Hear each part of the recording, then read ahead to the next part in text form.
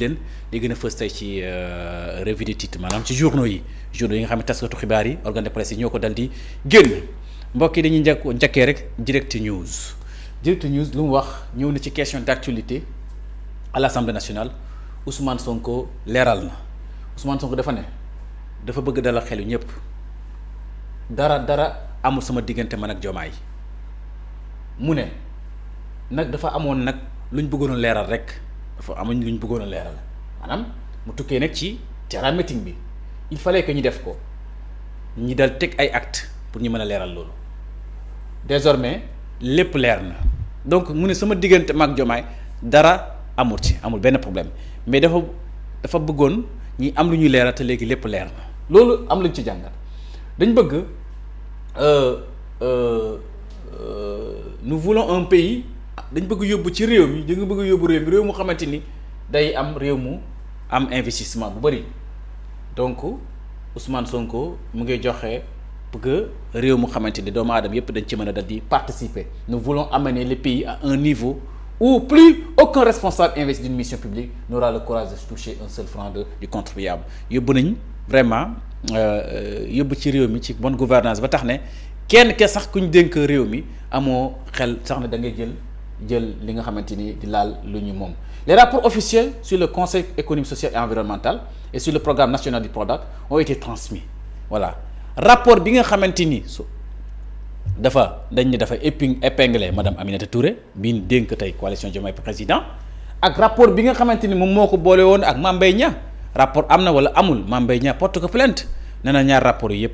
Ousmane Sonko transmettre na ko donc nous avons découvert un compte bancaire fekk nañ benn compte bancaire boo xamante ni fekk nañ fa 1 milliard maanaam 1300 milliards francs CFA loolu la Ousmane Sonko dal di wax ci loolu la direct news dal di xëyee donc mbokk yi lii la direct news xëyee tey ci question d'actualité bi Ousmane Sonko jën ak député ci l'Assemblée nationale. bu ñu jógee nag ci direct news dañuy ñëw ci laas yéenekaay moom la xëyee Ousmane Sonko rapport CSE bi mooy rapport bi ñuy wax ne dafa épinglé madame Aminata Touré moom ñëw na ci rapport FERA ñëw na ci rapport CDC ñëw na ci rapport relation wax na ci relation avec Diomaye yii yëpp nag laas moo ko xëyee Sonko débat wax na lépp li mu fa wax leeral na ko mu leer naññi nee na daal li nga xamante mooy rapport bi épinglé ki jiitoon CSE transmettre na ko rapport bi nga xamante PRODAC transmettre na ko lii yëpp nag ñi nga xamante ay code de contrôle wala justice dana def liggéeyam ci par rapport ak mbir yi il y avait un besoin de clarification dafa bëggoon rek dañ bëggoon a leeral askan bi loolu moo tax yéen acte ñi teg ko mooy terrain meeting bi am avant pendant et après loolu Ousmane Sonko dal di xamle ci laas yéenekaay ko xamle mbokk yi ñu ñëw sur le soleil yéenekaay lu mu xëyee moom i tey mu ne ñëwaat na ci Ousmane Sonko sur son supposé différend avec le président de la République Ousmane Sonko ñëwaat na ci diggante moom ak Diomaye wax na ci li wax mooy amul benn problème il n'y a aucun problème entre nous suñ diggante dara newu ci waaw dara newu ci loolu la wax waaye de question d'oral le premier ministre dafa dal di wax ne engagement yi nga xam am na ko moom ñoom engagement bi nga xam gouvernement bi am na ko Sénégal mooy ci transparence ci reddition des comptes ak souveraineté loolu nag dëgg yàlla réew mi ñoo ko soxla mu chef de gouvernement remercier na vraiment les forces de défense et de sécurité armée bi rawatina armée bi mooy les jàmbaar remercier na leen lool négociation ak FMI nee na moom ministre des finances moo ko wax Cheikh Diba nee na négociation entre Fonds monétaire international ba di partenaire au Sénégal négociation bu mu ngi dem bu baax a baax Cheikh Diba ko xamle ci gerte gi prix du kilogramme fixé à 350 francs njigu gerte gi fixé nañ ko ci 350 francs de 2024 à 2025 les bourses des étudiants ont augmenté de 84 à 98 milliards francs CFA voilà mu ngi nii maanaam de 2024 bi Diomaye falo ba 2025 bourse étudiants yi yokk nañ ko de 84 à 98 milliards c'est-à-dire bourse yi gën na bëri donc mbokk lii mooy nga xamante ni mooy le Soleil yéenekaay moo ko xamle ñëw ci l'évidence yéenekaay mi ñi nga xamante Sonko fidèle à lui-même question d'actualité Sonko fidèle à lui-même amul benn changement depuis mu nekk ci opposition bi ak tey mu nekk le chef du gouvernement amul benn changement dafa fidèle ci ay propos Sonko Diomaye unis pour gouverner mais sur le plan politique chacun suit sa propre voie fii ñi nga xam ne bon Sonko ak Diomaye bokkutuñ ci gis politique waaw léegi nañ booloo ñu liggéey réew mi waaye kenn ku nekk ci politique am nga gis bu wuteeg sa morom Pape Djibril Fall et Tafsir Thioye ont réussi à combler le vide laissé par ceux qui ont boycotté voilà Pape Djibril Fall ak Tafsir Thioye dëgg yàlla remplacé nañ fi opposition bi moo waral démocratie bi ñu santé ko ci plénière bi mooy démocratie bi dëgg yàlla tulleeg male bi tontu ba laaj bi ndax Pape Djibril Fall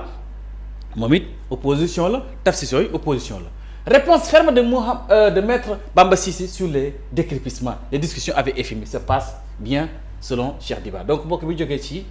li nga xamante rek moom mooy les vidanges yéen kay day ñëw ci le quotidien Madiambal Diagne mu ngi ne question d'actu à l'Assemblée nationale Sonko terre à terre waaw Madiambal xam nga moom dëgg yàlla day tooñ journal bi Madiambal day tooñ day wala def manipulation mu ne Sonko changé na li nga waxoon ci version 1000 milliards yi nee na daal waxaat na li Sonko koy wax mais ay baat la ci jël li xew Guinée-Bissau combine la Sonko wax na ko liggéeyuma pour Diomaye Faye mais pour Sénégal loolu dëgg Ousmane Sonko ko wax Abdourahmane Sarr mu ne date cachée bi daal ay polémique boo xamante ni la jor amul sa raison d'être daal nañ ko fi jëlee waaw maanaam daal polémique gu date cachée Abdourahmane Sarr nee na loolu nañ ko fi jëlee Libération yéen kaay dikk ci bras de fer autour de 14 437 tonnes de riz saisies sur Ali Zaidan Longrac assigne la BIS FMI Banque et British Bank en justice yi yëpp ñu ngi ci côté ñu ngi ciy jafe-jafe ci yoon alors que loolu la avait programme une vente en chair du riz saisi pour le 27 novembre 2025 à 10h les banques ont fait enlever les stocks donc Libération yéen kaay moom la dal di xew ñëw ci premier ministre à l'Assemblée nationale je ne travaille pas pour le président Diomaye mais pour le Sénégal Diomaye Ousmane Sonko moo ko wax dégg mbokk bi ñu jógee ci loolu dañuy ñëw ci l'info yéen kaay ñëwaat na ci question de l'Assemblée nationale sujet yi nga xamante tabu na il n'y a aucun problème entre man ak Diomaye loolu la Ousmane Sonko xam ne démb ci Assemblée nationale waaw moom daal loolu la xam ne ñëwaat ci l'Observateur yéen kaay ñëw na ci état de santé alarmante de Mamintou Diaby soxna bu Madiambal Diagne ci état de santé journal bi ñëw na ci mu ne l'enfer carcéral de l'épouse de Madiambal Diagne waaw le quotidien insoutenable de Mamintou Diaby au pavillon spécial raconté par sa sœur qui lui a rendu visite 3 fois en 24 heures waaw sœur moo ko expliqué les détails choquants de son évacuation d'hier vers l'hôpital principal maître Baboucar Cissé c'est un traitement dégradant le sort réservé à Mamintou Diaby et Farba Ngom est inhumain li ñu koy traité daal dëgg yàlla moom Farba Ngom ak Mamintou ndaxte Baboucar Cissé bi ñii ay clientam ay client am lañ mbokk bi jógee ci l'Observateur yéen kay day ñëw ci Rewmi Quotidien ñëwoon na ci supposée dualité au sommet de l'État de l'embrouille à la clarification loolu képp dong la woon Sonko leeral na lépp yëngu-yëngu yi du doon leen rek pour rek amoon lu ñu leeral loola léegi leer na léegi nee na leer na nañ waaw les messages de codés de Sonko à Diomaye maintenant les choses sont claires il reste à dérouler waaw ay li xew suba alors mbokk bu ñu jógee ci Rewmi Quotidien yéen kay dañuy source a mu ñuy xamal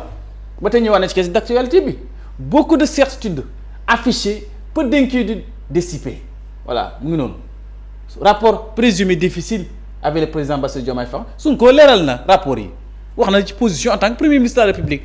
ci bu fekkente IGE dafa dal di publier dafa dal di jébbal rapport am lan mooy ci position premier ministre Ousmane Sonko loolu démb leeral na ko ci Assemblée nationale mbokk bi ñu jógee ci loolu dañuy ñëwaat ci Sud Quotidien yéen kaay Sud Quotidien bi ñu xamal reddition des comptes relation avec Diomaye et crise en Guinée-Bissau Sonko face au Parlement yii point yi nga xamante ni benn bu ne leeral nag mu leer nañ mu ne il n'y a rien d'autre que la paix entre nous et aucun contexte politique nous empêcherait de travailler ensemble benn contexte politique ji ci su politique duñu travailler man ak Diomaye ñi liggéey réew mi loolu la wax loolu la Ousmane Sonko wax démb ci Assemblée nationale donc mbokk yi ñu wéyal ñu wax ci tribune yéen kaay bu Bougane Gueye Dany lu mu waxati mooy l'épouse de Madiambal Diagne lay ñëwee l'état de santé l'état du Sénégal sera tenu responsable de tout ce qui arrivera à Mamintou Diaby waaw loolu de dëgg yàlla lii la journal la tribune yéen kay wax lépp lu dikkee li pour dikkal Mabintou Diaby di soxna Madiambal Diagne bi état du Sénégal moom mooy responsable loolu la tribune yéen kaay dal di wax mbokk yi bu ñu jógee ci tribune yéen kaay dañuy ñëw ci la Walf Quotidien ñëwaat na ci question d'actualité au gouvernement Sonko dans tous ses écarts wax na lépp démb li bëggoon daal li nga xamante ni Sénégal bëggoon na mu leeral na ko démb mu ne je travaille pour le Sénégal damay liggéeyal Sénégal waaye liggéeyuma pour président Bassirou Diomaye xanaa sa personne lay wax mais en tant que le père de la nation gardien de la constitution dégg nga Sénégal lay liggéeyal le Sénégal ne tolérera plus de 2 poids 2 mesures dans ses relations judiciaires internationales maanaam fekkente ne France da ngeen am fii dëgg yàlla yi ngeen soxla yéen itam ñi ñu soxla nañ kenn mooy extradition bi xew foofu diggante Madiambal Diagne ak ñu loolu moo tax Ousmane Sonko wax kàddu yooyu ndaxte Sénégal soxla na doomam pour mu ñëw àtte ko mais dafa mel ni France dafa téye doomu Sénégal ne du ko joxe di ko wax ne ko waaw est-ce que da ngeen àtte bi dana nekk procès juste et équitable yooyu yëpp tamit mun na waa France waroon nañ ko bañal mbokk yi ñu ñëw ci yor-yor yéen kaay mu ñuy xamal ne dëgg yàlla di war na ci débat parlementaire historique la ko yor-yor yéen kaay xëyee tuddee.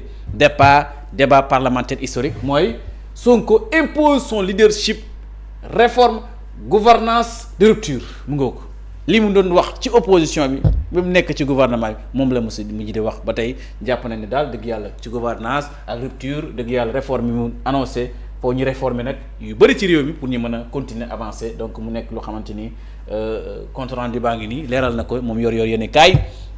démb loon ci assemblée nationale donc kon mbokki li nga xamante ni moom lañ leen indiloon di leen wax rek ngeen patienté tey suñu programme day wéy 17h da ngeen am benn entretien spécial docteur Niammy Sonko bi nekk secteur administratif commissaire politique bu Magui Pastef ak docteur Rosemary Ludovic Alice-Soutin di juriste et consultant international